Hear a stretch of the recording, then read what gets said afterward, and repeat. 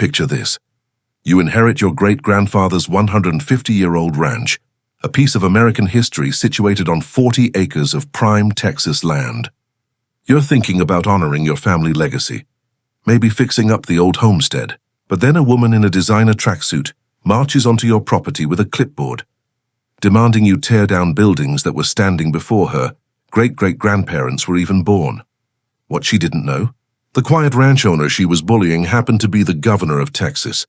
And folks, what happened next became the most legendary HOA takedown in state history. I'm talking about power-hungry HOA presidents, century-old property rights, and a plot twist that left an entire community speechless. This story has everything: family heritage, legal battles, and the kind of justice that makes you believe in karma again. So grab your coffee, settle in, because you're about to hear how one HOA Karen bit off way more than she could chew when she messed with the wrong ranch owner. Trust me, by the end of this story, you'll understand why this became the talk of every HOA in America. Let's start from the beginning. Meet Governor James Jim Richardson, though at the time of this story, most folks just knew him as the quiet guy who'd inherited the old Richardson Ranch outside of Austin. Now, Jim wasn't your typical politician. He was a fifth-generation Texan whose family had worked that land since 1873, back when Texas was still figuring out what it meant to be part of America. The Richardson Ranch wasn't just any property. We're talking about 40 acres of rolling hills, ancient oak trees and buildings that have witnessed the entire transformation of Texas. The main house, built in 1873 with hand-cut limestone blocks. The barn, constructed in 1885 and still standing as solid as the day it was built. There was even an old bunkhouse from the 1890s that had housed actual cowboys, not the costume kind, but men who'd driven cattle up the Chisholm Trail. Jim had inherited this piece of history when his grandfather passed away in 2019. Now Jim was serving his second term as governor, but he'd always been a private man. He didn't advertise his political position in his personal life. When he was at the ranch, he wore old jeans and boots, drove a beat-up pickup truck, and looked like any other rancher trying to maintain a property that had seen better days. Here's where things get interesting. In 2020, the land around the Richardson Ranch began to develop rapidly, really fast. A company called Prestige Communities bought up thousands of acres surrounding Jim's ranch. It began building Autumn Ridge Estates, one of those luxury HOA communities where houses start at $800,000.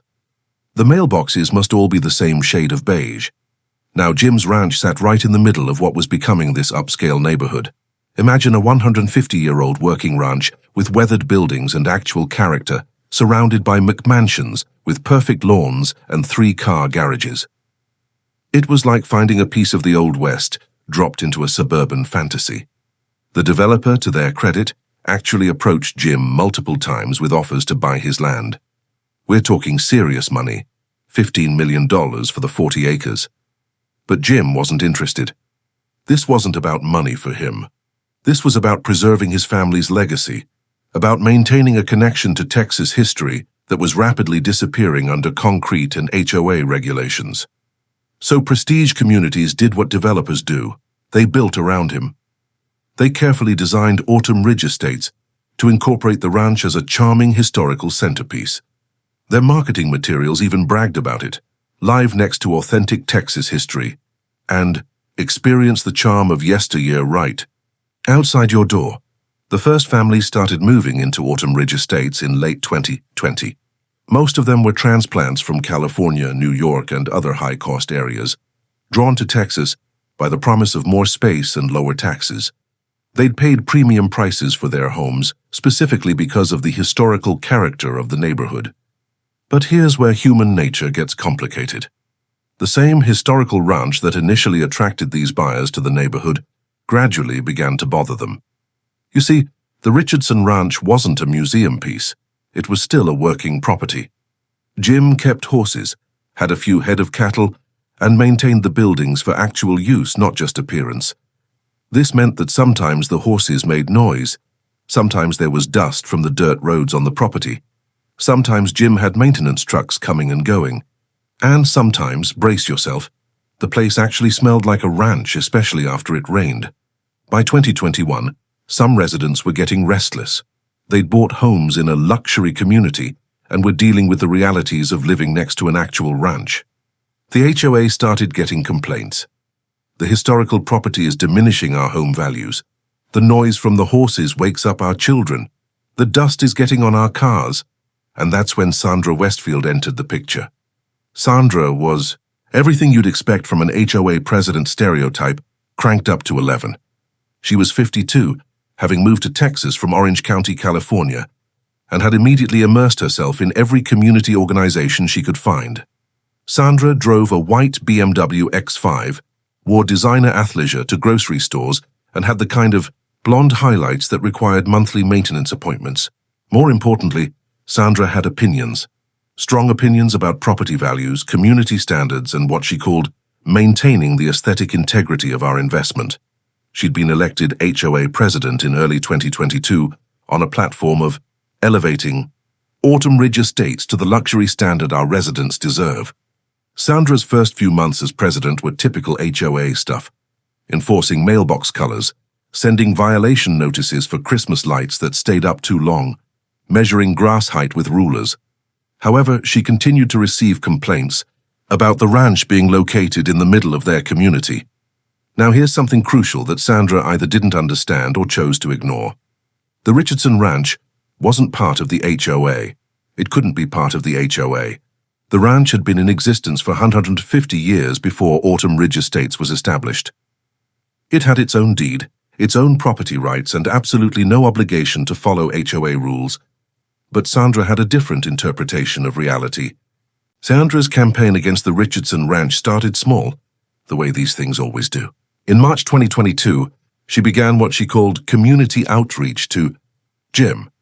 This consisted of leaving handwritten notes on his front gate suggesting improvements he could make to better fit into the neighborhood's character. The first note was almost polite. Dear property owner, as president of Autumn Ridge Estates HOA, I'd like to discuss some minor improvements that would enhance our entire community's appeal. Would you be available for a meeting? Sincerely, Sandra Westfield, HOA president. Jim, being a reasonable person, actually called Sandra back. He explained politely that while he appreciated her position, his ranch wasn't part of the HOA, and he maintained his property according to historical preservation standards and agricultural needs, rather than suburban aesthetics. Sandra's response was, not great. According to Jim, she informed him that property values in this community depend on everyone maintaining appropriate standards and that his refusal to cooperate was selfish and potentially actionable. That phone call set the tone for everything that followed. Sandra's next step was research. She spent weeks at the county courthouse studying property records, zoning laws, and anything she could find about the Richardson Ranch. Sandra was convinced that if she dug deep enough, she'd find some legal angle that would give the HOA authority over Jim's property. What Sandra found instead was frustrating news. The ranch had what's called grandfathered status for virtually everything. The buildings were protected as historical structures. The agricultural use was established long before zoning restrictions were implemented. The property also held water rights, mineral rights, and easements that dated back to the original land grants. But Sandra was nothing if not persistent. In April 2022, she started attending county commissioner meetings, city planning sessions, and any other government meeting where she thought she could find allies. Her message was consistent. The Richardson Ranch was incompatible with modern community standards.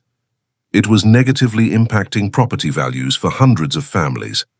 Meanwhile, back at Autumn Ridge Estates, Sandra was building support among her neighbors. She organized community meetings where residents shared their complaints about ranch-related issues. She created a petition demanding that local authorities address the historical property situation, and she started what she called documentation drives, encouraging residents to photograph and report every instance of noise, dust, or odors from the ranch. By summer 2022, Sandra had compiled what she believed was a compelling case.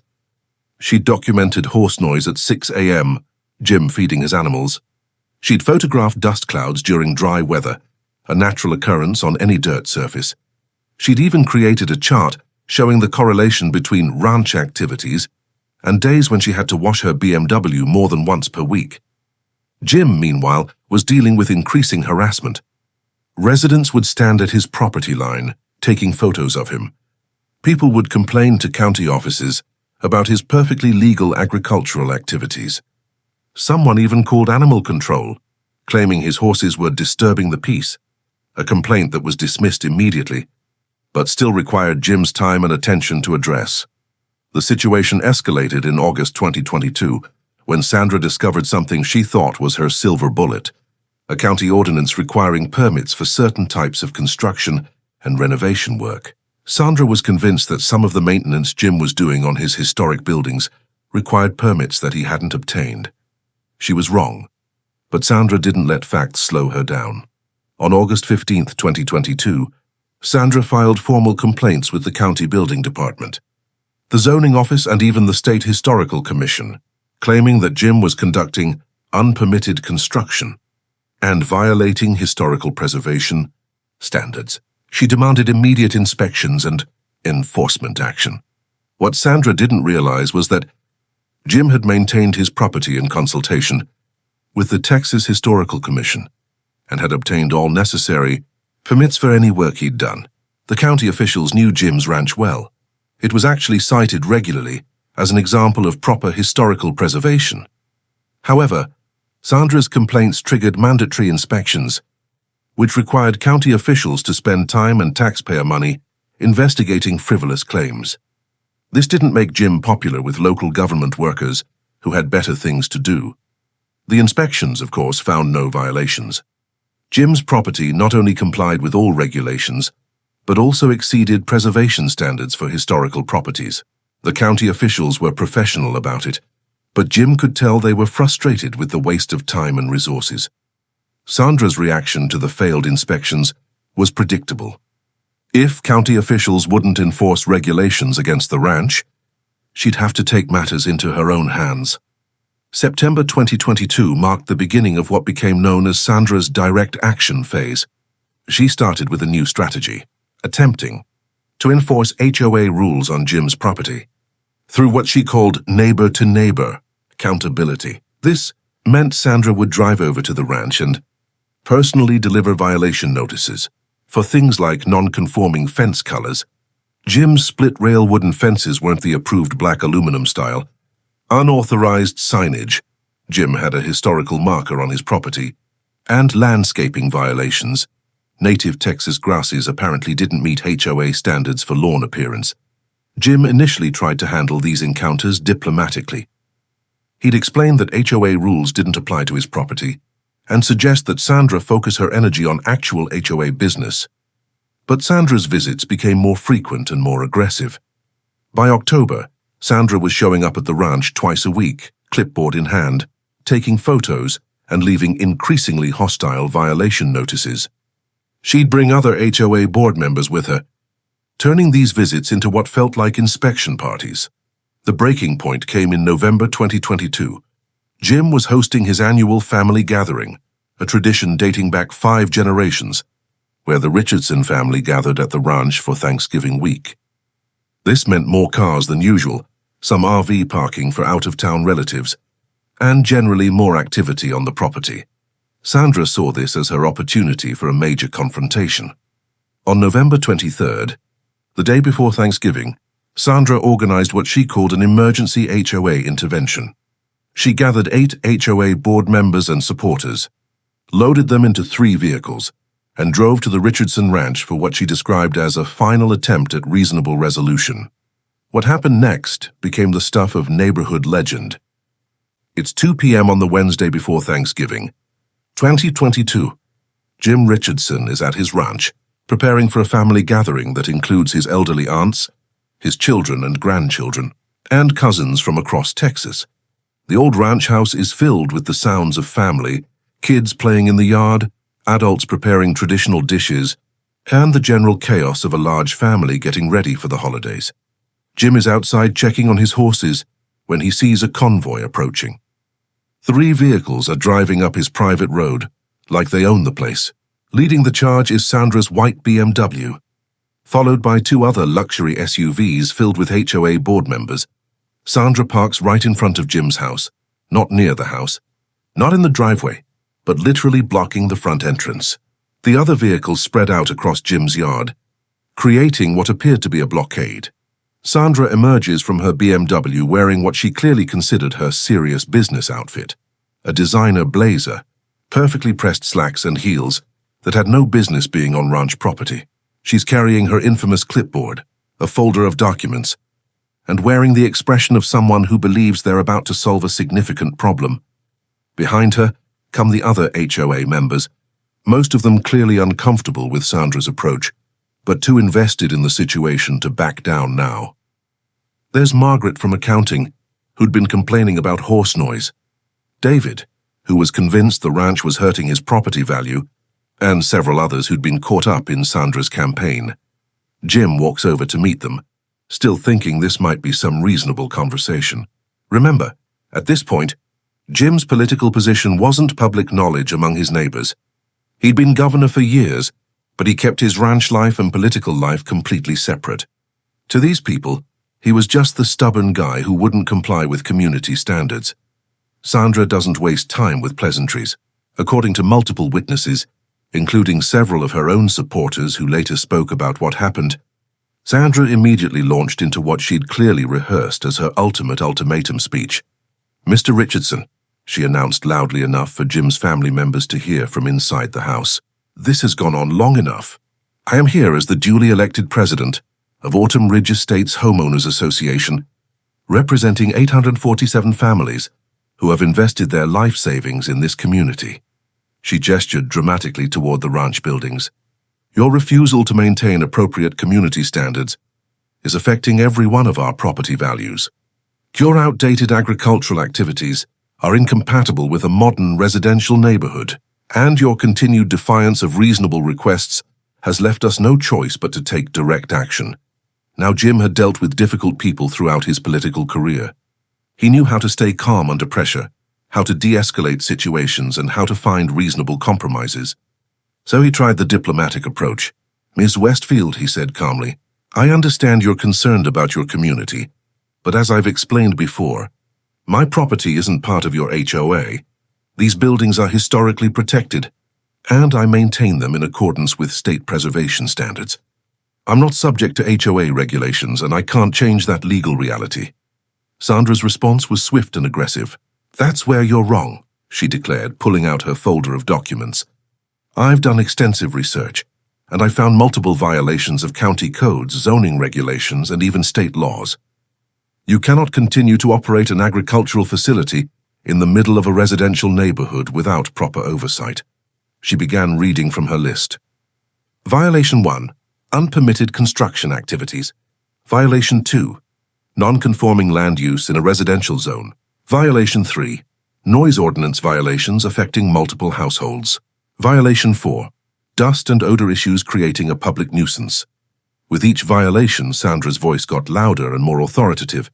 She was clearly enjoying her moment of power, finally confronting the person who'd been frustrating her plans for months. Jim tried to interrupt. "Ms. Westfield, county inspectors have already reviewed my property multiple times. There are no violations. All my activities are grandfathered and legally protected."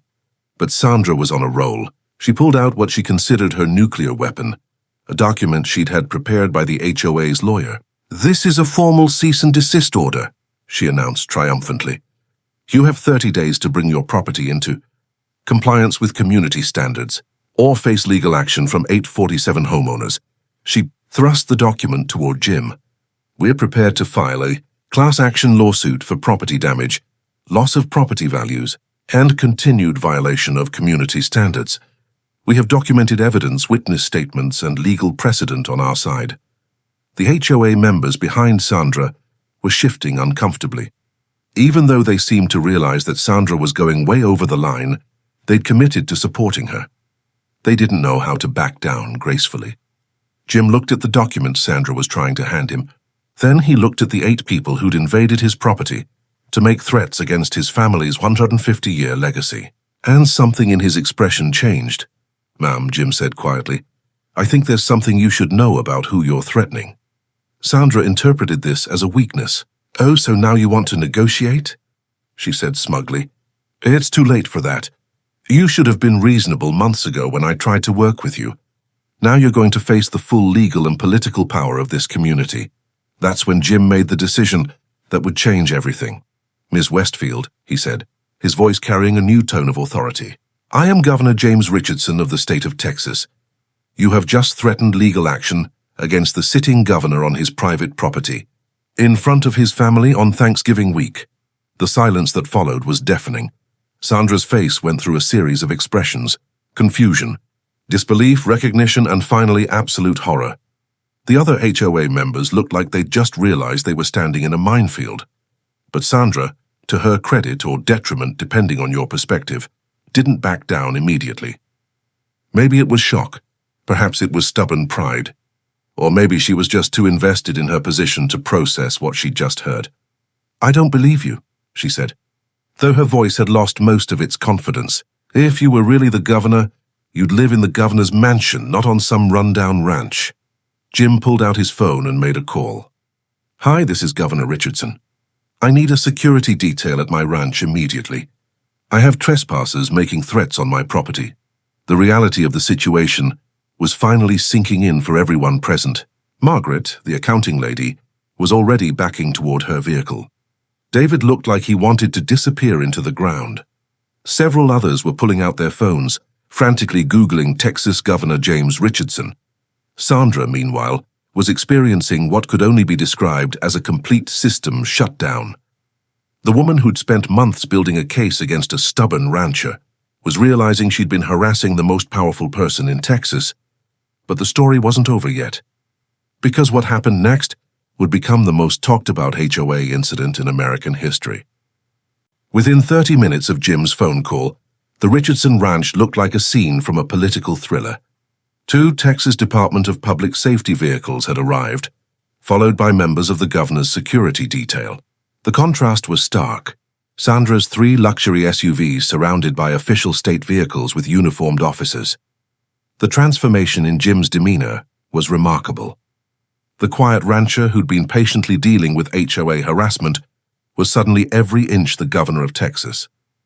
He spoke with apparent authority, directing his security team while maintaining complete control of the situation.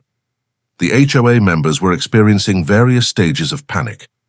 Margaret had called her husband and was crying into the phone about career suicide. David was frantically deleting photos he'd taken of the ranch from his phone, as if that would somehow undo months of harassment. The others stood in shocked silence, finally understanding the magnitude of their mistake. Sandra, however, was not going quietly. Even faced with overwhelming evidence of Jim's identity, the security detail, the official vehicles, the way state employees deferred to him, she seemed incapable of accepting reality. "This is intimidation," she declared, though her voice was shaking. "Even if you are who you say you are, you can't use government resources to threaten private citizens. This is abuse of power." One of the security officers stepped forward. "Ma'am, you're on private property making threats against the governor. You need to leave immediately." But Sandra's lawyer brain was working overtime. "We have First Amendment rights. We have the right to petition our government. You can't silence us." Jim, displaying the political skill that had gotten him elected twice, remained calm. "Ms. Westfield, you absolutely have the right to petition your government. You can contact my office during business hours through proper channels. What you can't do is trespass on my private property, harass my family, and make legal threats based on frivolous claims." The security detail was documenting everything, photographing the vehicles, recording license plates, and taking statements from Jim about the months of harassment. This was no longer a neighborhood dispute. It was a potential security issue involving threats against a state official. As word spread through Autumn Ridge Estates about what was happening at the ranch, the community went into full crisis mode. Within hours, every social media group, neighborhood app, and local news outlet was buzzing with the story. HOA President confronts Texas Governor became the headline that defined the entire situation. The political implications were immediate and severe. Jim's office released a statement explaining that the governor had been dealing with months of harassment at his private residence from individuals who were either unaware of or chose to ignore his identity. The statement emphasized that Jim had repeatedly attempted to resolve the situation through normal channels before revealing his position. News trucks began arriving at Autumn Ridge Estates by evening. Reporters wanted to interview Sandra, but she'd lawyered up and was refusing all media contact. Other HOA board members were desperately trying to distance themselves from Sandra's actions, claiming they'd been misled about the legal situation. The national media picked up the story within 24 hours. HOA Karen Takes on Texas Governor became a viral sensation, with late-night comedians and political commentators having a field day with the situation. Sandra Westfield became an unwitting symbol of HOA overreach and entitled behavior. The legal ramifications were swift and comprehensive.